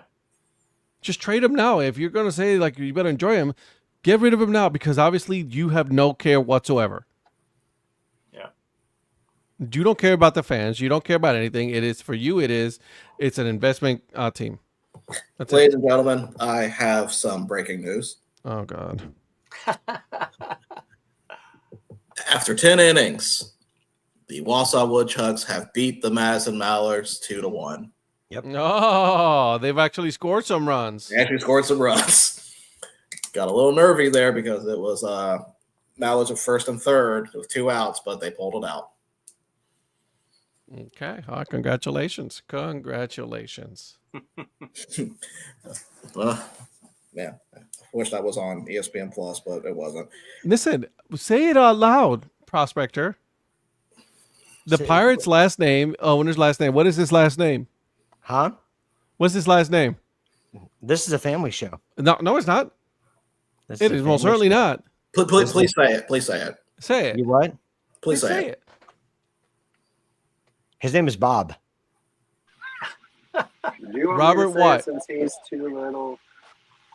Nutting. I ain't gonna I'll say say that it. with Ethan around. He said he had the headphones on. So, Ed, what did you say? Nut. So, speaking of which, Justin Tucker had a 10-week suspension. Bullshit. It should have been the whole fucking season. Yeah, 10 weeks is way too lenient. Like, I don't Bullshit. know. I'm sorry. I mean, if you're going to go 10 weeks, you might as well go a season. Like, you're suspended for a That's full season. bullshit. Yeah. And listen, I know this is. I'm telling you, this is what's going to happen now. Just watch it on the national media. Hold on a second. Deshaun Watson was suspended for a full season, and now you're telling me that Justin Tucker is only suspended for 10 games. It is because he's white, and it's going to happen. I'm telling you, I'm going to say it right now. So when you go see it tomorrow morning, when Dan Patrick or ESPN or anything like that, Fox Sports, they're going to say the exact same thing. Man, if there's one thing that I enjoy in sports on social media, it is race talk. It's so much fun. But listen, you have more than 10 people already coming in and accuse you of this. You should have been suspended a whole year. Obviously, he doesn't have a team because he's not playing for anybody right now. Do you think that's part of it? Yeah, that's part of it. That's why they only suspended a 10 teams. So like, oh, he doesn't have anybody. Nobody's going to pick him up because he's radioactive. Did he massage his story? He may even end up being out the whole season because nobody will pick him up. He's radioactive, but then watch. There's going to be a desperate team looking to get into the playoffs and pick him up. Well, you said trying to get into the playoffs, so that eliminates the Browns. I wouldn't be surprised. I'll be honest with you. I wouldn't be surprised if the Browns pick him up. Oh my God! What you can imagine the story of him and Deshaun Watson on the same team. Oh Jesus Holy Christ! smokes! Well, and not to get too far off the topic that you just broached, but what about the Bubba Wallace and the white flag thing in NASCAR? Is that not the craziest? What's this? Y'all haven't seen that Bubba Wallace story? He says that because you come down to the last lap of the race and they wave the white flag for the final lap. He's claiming that the flag being white is a symbol of racism. What? Yeah, I don't know. I don't get it. I haven't dove into the story. But Donnie, is this one of your fake? Is this one of your fake? No. Danica Patrick was calling him out about it. No, don't say it. Danica Patrick is a nut job. She is, but she's like, he needs to just focus on racing and quit worrying about this. Shut up about that. Okay, so while you guys talk about that, I'm going to look this up and see what this is about. Yeah, it's something crazy. That, talk about the fact that DBH bought another team. God. Oh, you guys. Yeah. It's like, where is it? Is it going to end? That's the thing. Is it? Because we all talked about this when at the beginning of the season, we said there's a percentage they can't go over. I don't know. In talking, they're pretty close. They're right at that. They were only a few teams away when we talked about it. Okay, sorry. I have to interrupt again. This only took me two effing minutes to figure this out. It is a false story. Wallace never said this, and the story originated on a Facebook page that publishes sports parodies and satire. Well, considering that Donnie gets his stories from Aiden Shefty wasn't one. I wasn't getting this from him. To get his NFL news. No, it's probably because of Danica Patrick made a big deal out of this. Probably that. And like I said, I didn't dive into it. I just saw it and I thought that is the craziest thing. That's why I asked if you guys had heard it and y'all hadn't. He believed it. No, it's because of Danica Patrick. I can guarantee you it's because of her. She made a big deal out of it. She's also a conspiracy theorist, so there's also that. She believes in lizard people. So I'm glad it's not a thing. Let's not throw stones at glass houses here. What? Lizard people is a completely legitimate thing, but You better get the hell out of you here don't with have for that. Well, the Lizard Man of Did South she go on Carolina. retreat? Did she go on retreat with Aaron Rodgers? Mm-hmm. The dark retreat or I'm whatever it glad was? you brought that up. I'm glad you brought that up. Thank you so much. I You're most appreciate you for welcome. that. I know You're most it's a softball, but I appreciate you saying this. Apparently, Mr. Aaron Rodgers wants this wants to be his last season. He wants the pomps of circumstance, and he wants everybody to go ahead and say that he wants a year of peace and harmony. Fuck off. You're not Tom Brady. You've literally destroyed an organization. Did your absolute best to destroy an organization, and then you're telling me that you never want the attention and you want to be fuck off. Probably about to destroy another one. I think he likes the fact that the Steelers helmet is solid black on one side. It's like a dark room on one side, and it's a colorful house on the other. Shut up. Just stop talking. Okay. No, not you. Fine, Ed. Just here. Okay, let me steer this back. I'm gonna need for y'all to calm down. Oh my God, he turned off the camera. So, Eric mentioned a little bit about it earlier, but he saw a cycle yesterday over at Wichita. No one cares. I'm sorry. All right, and end of that topic. So Okay, fine. what else do you want to talk about? Well, I was going to ask what baseball feats have you guys seen personally, but I guess Ed can say, just go fuck myself. Well, I saw one that Eric says doesn't count because the game didn't count because it was a called game after 2 innings. Well, Eric complains when the sun comes out, so don't listen to him. Well, what is this feat? This is also true. So last season, in the one of the first games of the season, the Lexington Blowfish in the top of the first inning turned a triple play, but the game was suspended after 2 innings and then canceled because of weather. You still witnessed it. So I witnessed the triple play, but it's not on record, according to Eric. Yeah. So let me ask this question: are the batting stats on record for that game? No, because they just basically canceled the game, and I think it wasn't like they picked it back up or anything. I think it was just a canceled game. You still saw it. I still saw it. It physically happened. Did you see the one video that I put today? The one reel that I put today about the catcher in triple play? Yeah. Yeah. So did you also witness that one in 1849? No. That by the time I started watching ball, that was illegal. So okay, gotcha. Okay, cool. Just making sure. He was at the speakeasy. yeah. So it was after 1887. I was getting drunk that day. I've seen an inside the park home run. I saw one of those. I've seen one of those. Yeah. I've seen a triple play at a Stripers game. All right, triple play. I like it. So triple play is the one thing I have not seen yet. I have not seen that in person. I've seen it on TV, but not in person. And you've been to like 10,000 games. Was that possible? Probably not that many. I mean, I finally got my first 9,549. I did get 9,999. I'm sorry. You guys are too much. I did get my first cycle this year. I do have 2 How's it ride? no-hitters. Not that well, actually.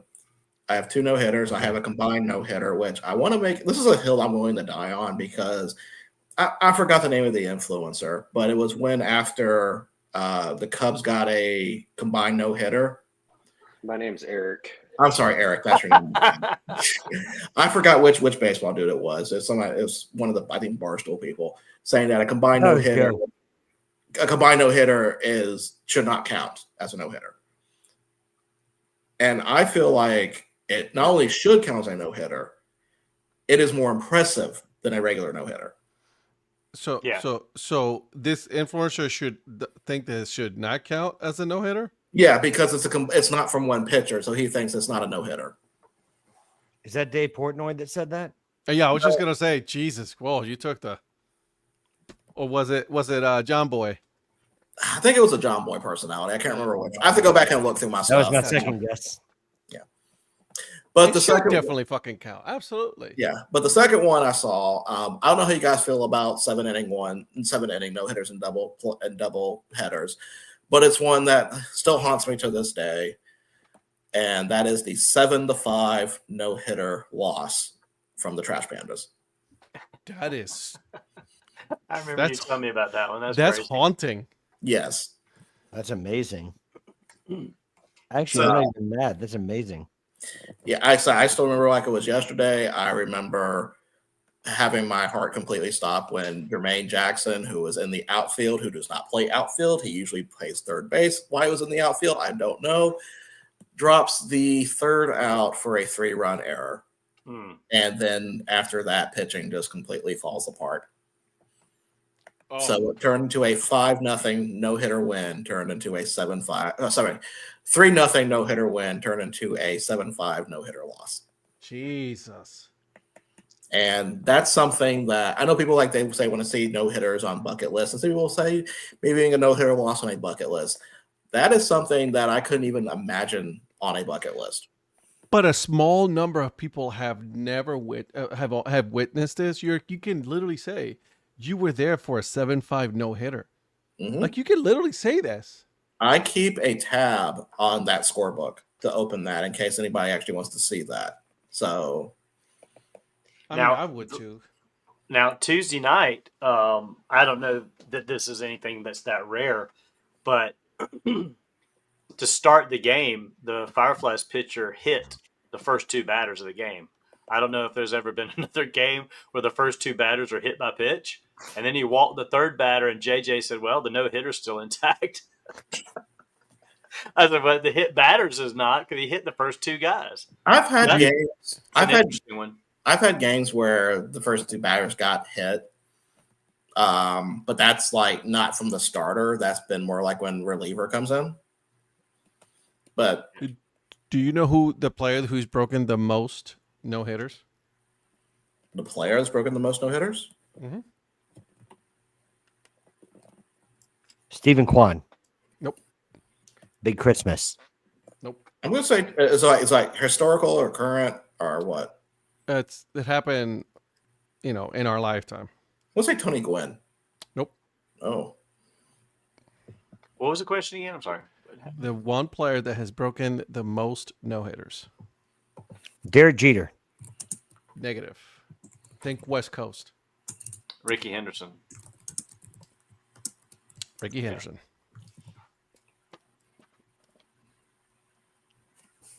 Ricky knew what he was doing. wow. Am I correct, Mr. Producer? Because I know you Googled it. I'm looking at it right now to see what the answer is. Former Blue Henderson. Jay.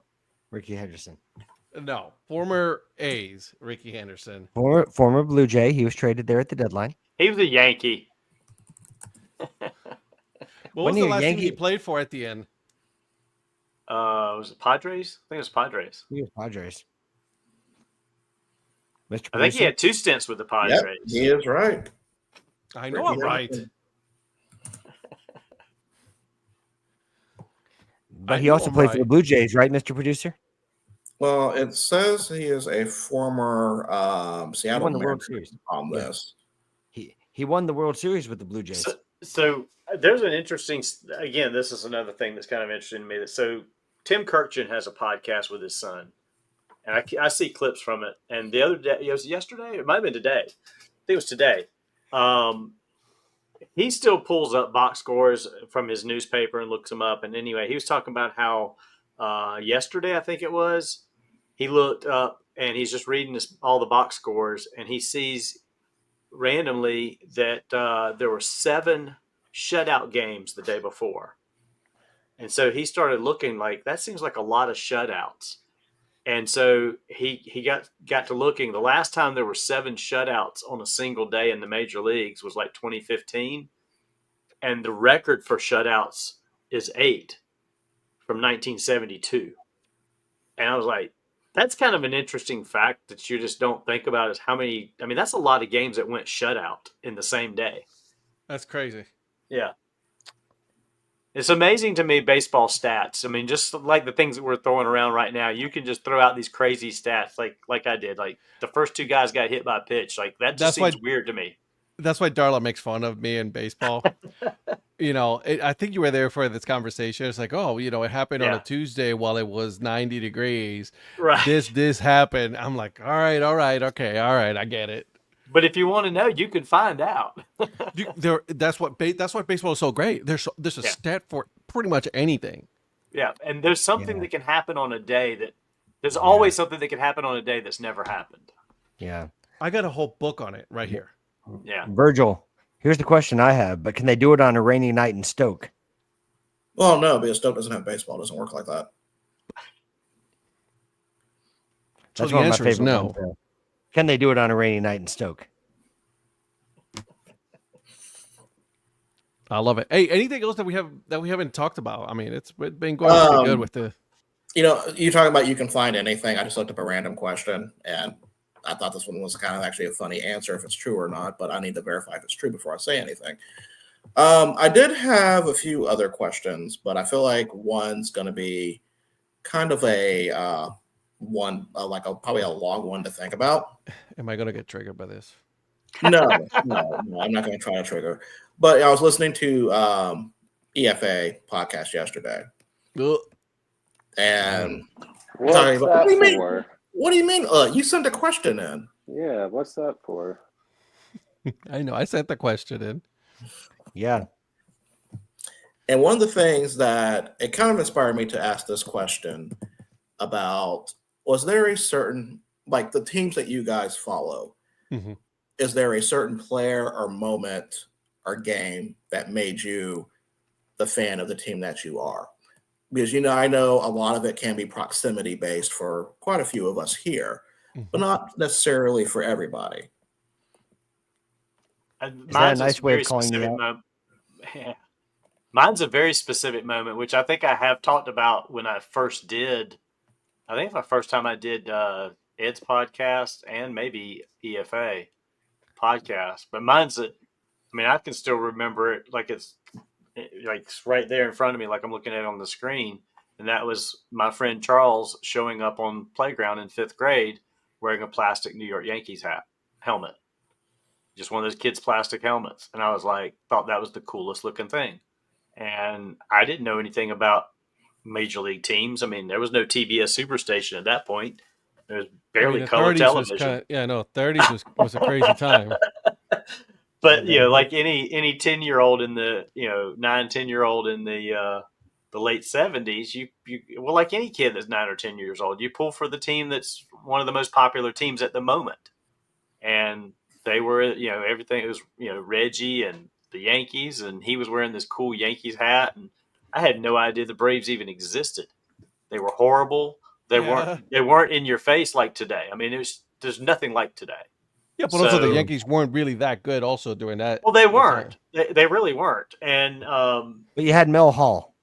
I just thought that was a cool hat with that NY on it, and I just was like, okay, I like that. If Charles likes that team, I like that team. Yeah. And so I started pulling for the Yankees and following the Yankees, and really my fandom of the Yankees was solidified with Don Mattingly. And that was because here's a player that plays Major League Baseball that has the same first name as me, which I thought was an odd name to begin with as a kid. And that's the only reason I ever really became a Yankees fan, was that hat that Charles wore and Don Mattingly. My very first major league game was actually in Cleveland. We just moved to the U.S. And one of our family friends, his son was, I think he was in his 20s, took us to the Cleveland Indians. And we sat all the way up, like behind home plate, way the hell up in the nosebleeds. And it was the best thing ever. I don't remember who won.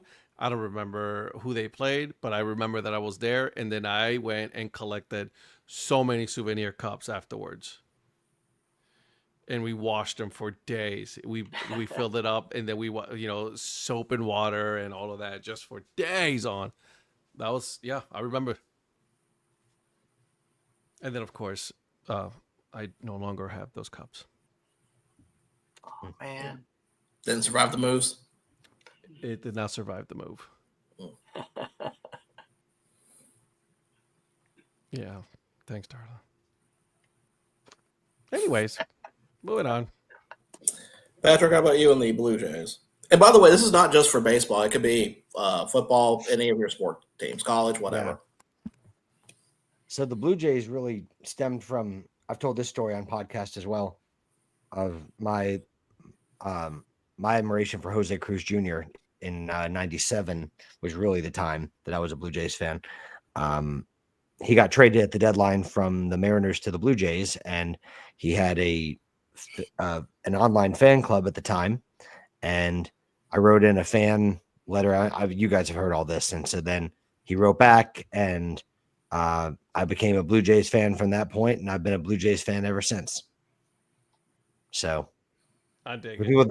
For people that wonder why in the world would a guy root for a team outside of the United States, that's why. Well, you know so much about the Atlanta Braves and their farm system. Well, I mean, by proximity, I do. Yes. I mean, and I've got a whole family that roots for them, so I can't help but know something. So You mean everything? I don't know about everything, but Pretty close. I try to keep up with it. And just out of proximity, if I'm going to watch them, I'm going to try to be educated, just like you guys do when you watch. Just like you guys do when you watch games. I mean, you know stuff. Yeah. Don't be calling me out like that. Well, I just did. I mean, you're switching to like your fourth hat of the show, so It's what I do. It's because when I it gets know. too tight, I know. I like to get something a little comfortable. This is denim, by the way. This is nice. well, Eric, do you have a story? So I don't really remember going to Royals games growing up, but obviously I've gone to a lot more over the last 10 years. But for me, I mean, we had the Royals AA farm team here in Wichita from the late 80s up until 2007. And so I remember going out to those games a lot. And there was one point, and some teams still do it now. The Royals did it a couple years ago, but the Royals will come down and play an exhibition. So I remember the Royals playing an exhibition at Lawrence Dumont against the Wranglers. So just getting to see a lot of those guys. So I worked for the Wranglers for a couple years, 2003, 2004. And in 2003 is when Zach Greinke was with the Wranglers, and he was only 19 at the time. And then he had his struggles where he had to leave the game and everything. And just because I was, going to those games, Alex Gordon was on the team. The 2006 team or 2007, I don't remember. I think 2006 team. Alex Gordon, Billy Butler, Zach Greinke. So Zach Greinke, once he came back, he was back with the Wranglers. He was there in like 03 and then 06, if I remember right, something along those lines. And so just getting to see all those guys before they went up to the majors and everything, just getting to watch them up close and personal. So that's kind of what I think helped me with, like I said, I could have possibly gone to games because I know my brothers talked about our parents taking us up to some Royals games when we were younger. I don't remember them. But since that time, and even then, that gap when they left in 07 until about 2015, I didn't really, wasn't watching them super closely. And then obviously as they started getting good in 2014 and 2015 is when I kind of picked back up. But I think for me, just watching the farm system since we had them in town was kind of what made me like them more and more. Are you a big Ned Yost fan? See, I didn't really care for him that much. Well, He's better than yeah. I was gonna say he's way better than Matt Quatrero and Mike Matheny. Let's just say that. But I don't know. Obviously he was good enough where they went to back-to-back World Series and everything. That's why I was asking. But I don't know. I just overall, he was able to take them to a couple World Series, but now with the managers we've had lately, everybody's like, bring him back out of retirement. But I don't know. I just don't think I was a huge fan of his. Just like every coach, I mean, they make boneheaded decisions and stuff. And I remember that a lot with Yost, but I did get to meet him. So I guess that is one story. When we went out to LA in 2015, we saw the Angels, then went down to the Padres, and then drove up in the middle of the night, 7 hours up the coast to Oakland, and got to watch the. I drive all the time. Watch the Royals play in Oakland. She drives. And Yeah. She knows I drive. He had his driving privileges revoked that trip. I drove half the trip to Chattanooga and back a couple months ago. Anyway, sorry. Was that? But yeah, was that Prophet Prelusa? yes, Okay. correct. But we got there before the game, and so because there's not very many Royals fans there in Oakland, I was able to go down to the dugout and got to meet Ned Yost, so I got his autograph and everything. So what's the deal with the Packers? I'm curious about that. And you may have shared that story. I don't remember it. I don't know that I really have. So with the Packers and Notre Dame, growing up, there was both my brothers and I. So there's three of us. There were three boys next door.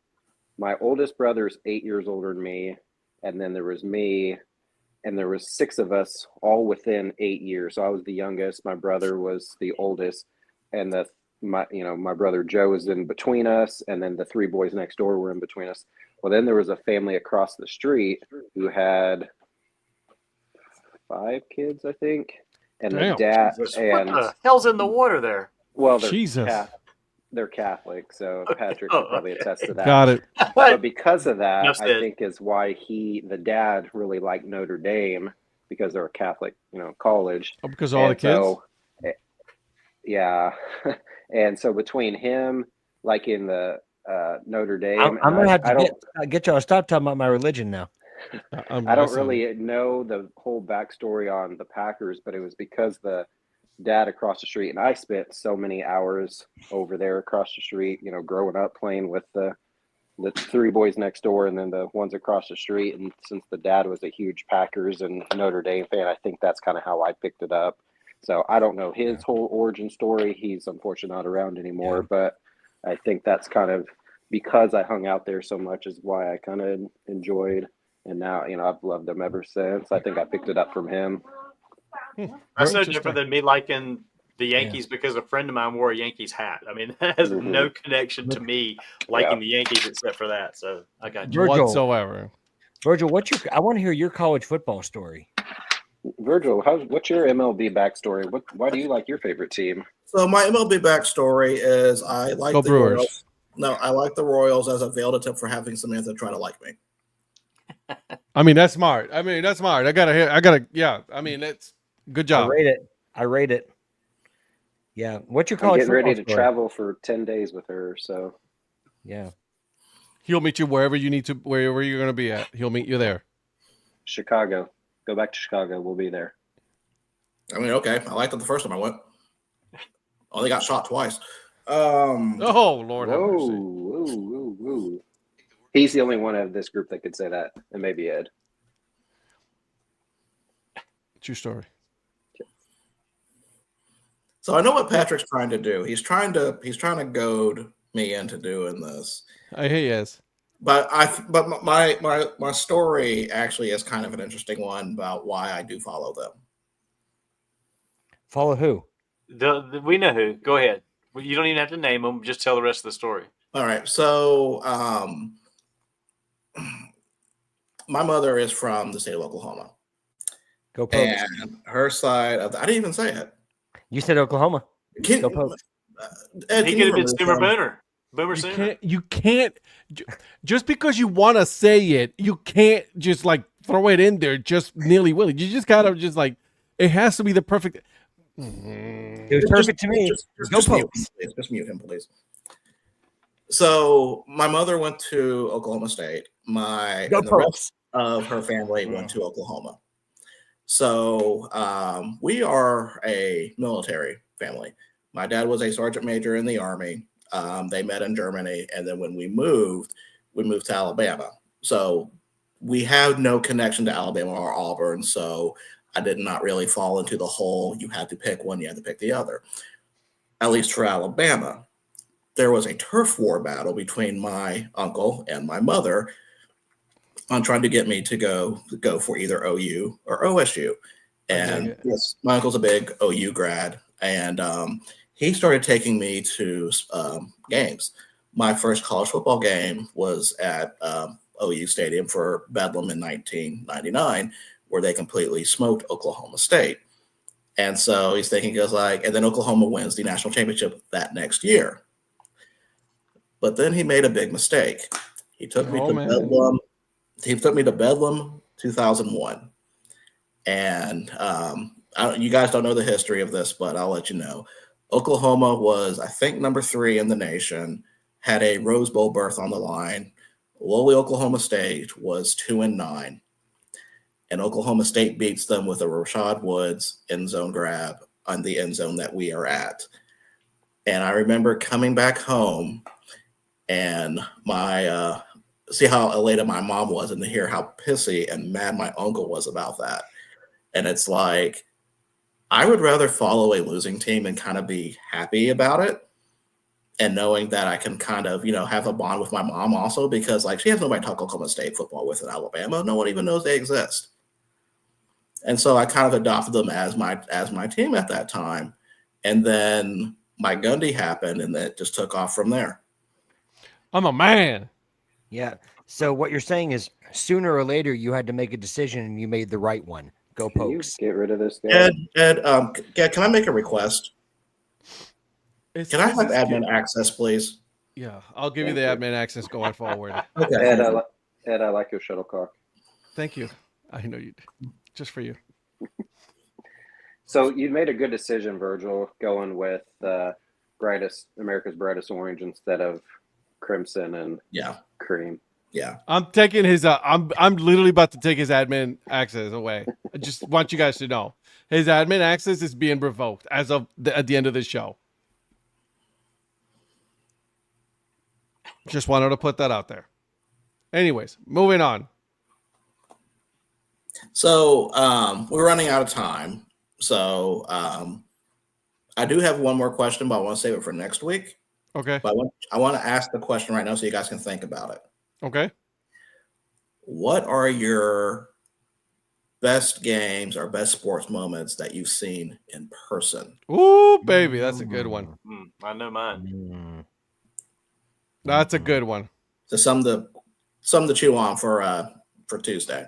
Okay. Okay. I'm gonna think about this one because that's a good one. I've already got one in mind. I know mine, and I need to send the video to Ed so Ed can post it on the show when we're talking about it. If we're gonna do video ones, then I've at least got I've got one that I can do the same thing, and I've got 3 other ones. Virgil, is next week when you get your Smithers outside the country? What? Yeah, like when are you going to Belize next week? Is what I'm saying. Me? You no. said Virgil. Sorry, I meant Donnie. I'm like, what? You're so looking for you got your wires crossed. You're crossing the streams there, Patrick. First off, you never cross the streams. Secondly, Jolette's having Ghostbusters night, kind of related. Thirdly, just because I look like somebody who may be native to Belize does not mean I'm going there. That's next month, Patrick. That's next month. Okay, it's July 19th. Okay. Well, I just wanted to make sure I love how he's like, just because I look like someone who belongs in Belize, don't mean I am from Belize. Okay. Belize you me. I didn't mean to make that mistake. So no, don't. Just don't. At this point, we're done. Okay. No, I'm good. We're done. I'm good. Guys, thank you for joining us tonight. This has been a great show. We will see you guys on Tuesday, 9 p.m. Eastern time, and Thursday, 9 p.m. Eastern time. Thank you so much for joining us. Actually, I don't know about Thursday because that is the one day before the holiday, July 4th. So that might be a little difficult. So we'll think about it. We'll let you guys know. But guys, thank you for joining us. We will see you guys in the next one. And no more Patrick. We're